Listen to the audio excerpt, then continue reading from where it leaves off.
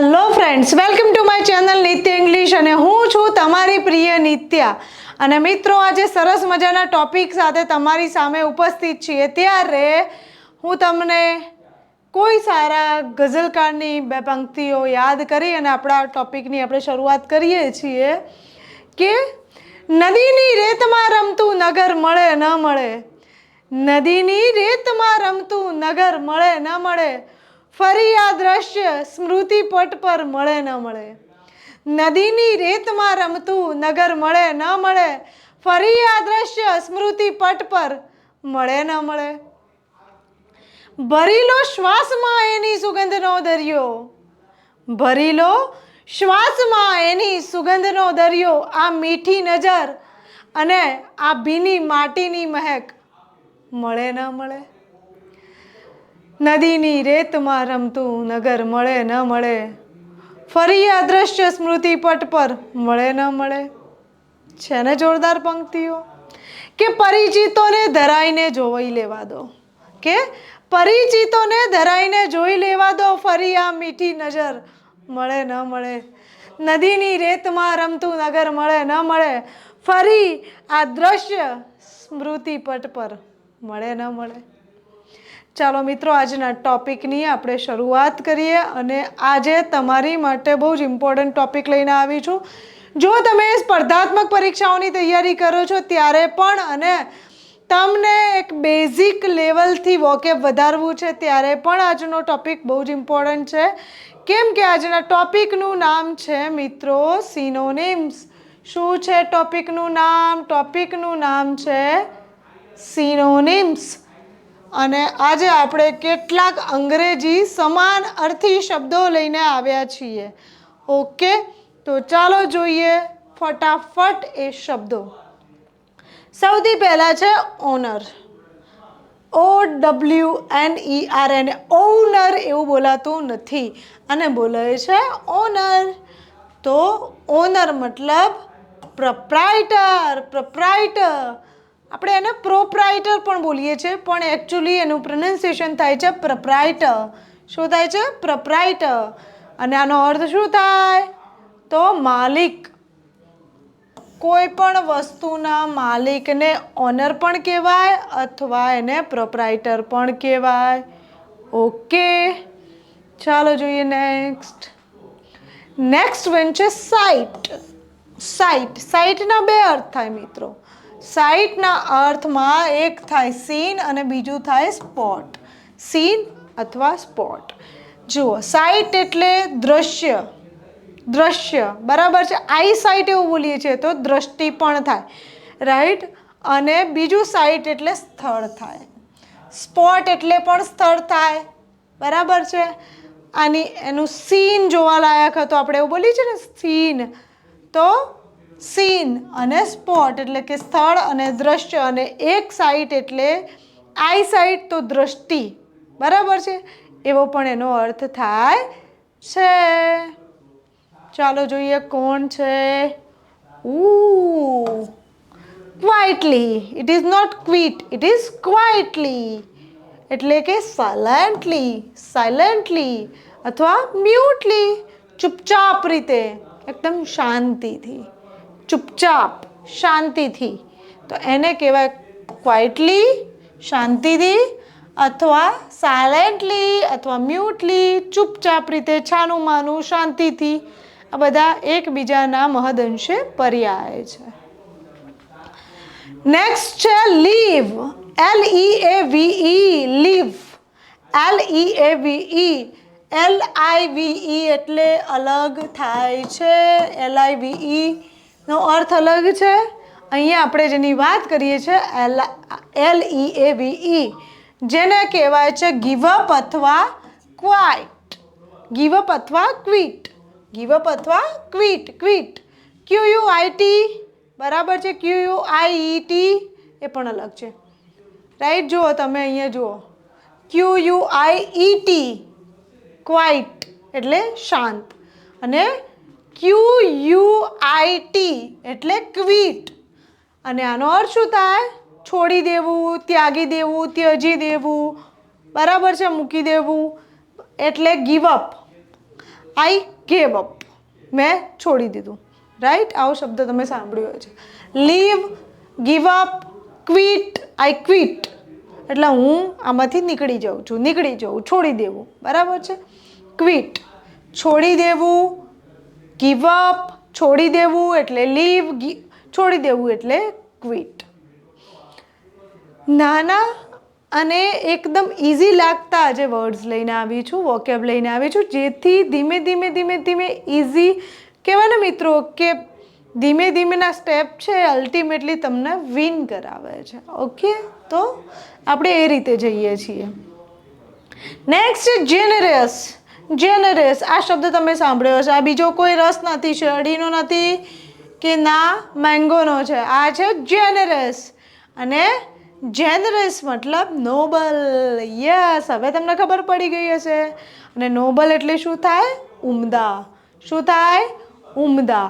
Nobel એટલે ઉમદા. આવો નોબલ જેવો શબ્દ આગળ પણ આવશે મિત્રો. નેક્સ્ટ છે એ છે blossom. It is blossom. Awesome means blossom, right? તો એવું આ સમ છે, આ બ્લોસમ છે, અને બ્લોસમનો બીજો અર્થ થાય છે બ્લૂમ. બ્લૂમ. અને આનું શું અર્થ થાય? ખીલવું. પેલી બર્ડમાંથી કળી થાય ને, એટલે કળી ખીલે એટલે બ્લોસમ. બરાબર છે. આપણે ઘણીવાર લોકોને કહીએ છીએ કે તમે તો બહુ ખીલેલા ખીલેલા છો. આ ખીલવું એટલે બ્લોસમ, રાઈટ? નિખરવું. ઓકે, બ્લોસમ એટલે ખીલવું. નેક્સ્ટ છે સ્ટ્રેચ. STRETCH. આ ટી સાયલેન્ટ છે મિત્રો, આ ટીનો ઉચ્ચાર થતો નથી. સ્ટ્રેચ. સ્ટ્રેચ. તો સ્ટ્રેચ એટલે એક્સટેન્ડ. એક્સટેન્ડ, અને એક્સટેન્ડ પણ બોલાય છે, અને ઘણીવાર ઈની જગ્યાએ લોકો એ પણ બોલે છે, એક્સટેન્ડ. બરાબર છે. એક્સટેન્ડ અને અર્થ થાય લંબાવવું. I have extended my leave. Okay, I have extended my leaves. કેમ કે મેં મારી રજાઓ લંબાવી છે. Because I am preparing for competitive examinations. બરાબર છે. હવે મારી એક્ઝામ આવી ગઈ છે તો મેં મારી રજાઓ, मैंने अपनी छुट्टियाँ लंबवा दी है. ઠીક છે, હવે એવું જ કંઈક બોલાય છે હિન્દીમાં, તો मैंने अपनी छुट्टियाँ बढ़ा दी है એકચ્યુઅલી. બરાબર છે. આ લંબાવવું એટલે એક્સટેન્ડ અથવા એક્સટેન્ડ અથવા સ્ટ્રેચ. ઓકે, ચાલો જોઈએ નેક્સ્ટ. ફોટ. આ રકારનો ઉચ્ચાર થતો નથી અને બોલો તો ખોટું પણ નથી. ફોટ. ઇટ ઇઝ ફોટ. બરાબર છે. એનો અર્થ થાય બીજો કેસલ. શું થાય? કેસલ. અને કેસલ એટલે કિલ્લો. ફોર્ટ એટલે પણ કિલ્લો, કેસલ એટલે પણ કિલ્લો, એવો અર્થ થાય છે. તમે આમેરનો કિલ્લો જોયો હશે, તમે જોધા અકબર જોઈ હશે, તો જોધાબાઈ જ્યાંના હતા એ છે આમેર. અને આમેરનો કિલ્લો ક્યાં આવ્યો મિત્રો? જયપુર જોડે. ક્યાં આવ્યો? જયપુરથી થોડાક આગળ જઈએ એટલે આમેરનો કિલ્લો જોવા મળે છે. ઓકે, તો એ આમેર ફોર્ટ. ઉદયપુરનો કિલ્લો પણ તમે જોઈ શકો છો, ઉદયપુરનો મહેલ પણ જોઈ શકો છો, રાઈટ? તો ફોર્ટ, પેલેસ, કેસલ આ બધા એકબીજાના ટુ સમ એક્સટેન્ટ પર્યાય છે. કેવા છે? પર્યાય છે. ચાલો જોઈએ next. Humble. It is my humble request to you to consider my application and please give me an opportunity to serve here. Right? So a humble. અને humble નો બીજો અર્થ થાય modest. Modest. આપણે આગળ આનો શબ્દ જોયો છે, એ પણ ઉમદા અથવા વિનમ્ર એવું કહેવાય. વિનમ્ર અથવા નમ્ર. તમે એને નમ્ર પણ કહી શકો છો. નમ્ર રિક્વેસ્ટ છે મારી. ઉમદા, નમ્ર, હમ્બલ, રાઈટ? આ બધા એકબીજાના પર્યાય છે. હા, ક્રૂલ. એનિમલ મૂવી જોયું છે ને? અર્જુન વેલી વે, રાઈટ? તો આખા મૂવીમાં સૌથી વધારે જે તમને જોવા મળે છે એ છે ક્રુઅલ્ટી. શું જોવા મળે છે? ક્રુઅલ્ટી. અને પેલું જે મશીન ગન વાળું સીન છે ને, આહા હા, એ તો એક અલગ જ છે, અલગ જ લેવલનો, રાઈટ? સો ક્રૂલ. ક્રૂલ. અને ક્રૂવલ એવું બોલાતું નથી, બરાબર છે, ક્રૂઅલ. તો ક્રૂઅલ મીન્સ વિકડ અથવા વિકિડ. ક્રૂઅલ, વિકિડ શું અર્થ થાય? નિર્દય અથવા ક્રૂર. પણ મને તો ભાઈ બોબીભાઈની એન્ટ્રી જ બહુ ગમી છે, રાઈટ, જમાલકોડું. મને સૌથી વધારે જ ગમ્યું છે. અને તમે જુઓ બોબી દેઓલના સીનથી આપણે કે એના જે એની એન્ટ્રી છે અથવા એનો જેટલો પણ સીન છે અથવા જેટલું પણ એના પર પિક્ચરાઇઝેશન થયું છે એમાંથી એક વસ્તુ જોરદાર આપણને ખબર પડે છે કે તમારામાં દમ હોય તો તમારે શબ્દોની જરૂર છે નહીં. એના અભિનયમાં એટલો બધો દમ છે કે એના કોઈ જ ડાયલોગ નથી, તેમ છતાં એ કહેવાય ને કે મેઇન એન્ટેગોનિસ્ટ લાગે છે, રાઈટ. ચાલો જોઈએ નેક્સ્ટ. Use to. આપણે આપણા ટોપિક શીખ્યા છીએ. Use to subject plus use to plus V1. Okay, use to means habituated. habituated. habituated. Okay, તો ટેવાયેલું. Used to. I am use to speak English. હું અંગ્રેજી બોલવા માટે ટેવાયેલ છે. You are not use to speak English. તમે અંગ્રેજી બોલવા માટે ટેવાયેલા નથી, but you are use to listen English. Okay, તમે અંગ્રેજી સાંભળવા માટે ટેવાયેલા છો, then you will be habituated. બરાબર છે, તમે ટેવાઈ જશો શેનાથી? Speak English, right. Speak in English, speaking English પણ તમે શીખી રહ્યા છો, બરાબર છે. બહુ બધું છે આમાં, આપણે બહુ ગોટાળામાં પડવાની જરૂર છે નહીં મિત્રો. હેબિચ્યુએટેડ મતલબ ટેવાયેલું, નાથી ટેવાયેલું. Used to. ઓકે, તો યુઝડ ટુ મીન્સ હેબિચ્યુએટેડ મતલબ કે ટેવાયેલું. કોઈ પણ ક્રિયા માટે આપણે ટેવાયેલા હોઈએ. હું બોલવા માટે ટેવાયેલી છું, તમે સાંભળવા માટે ટેવાયેલા હશો, તો use to. academic. academic. There is a difference between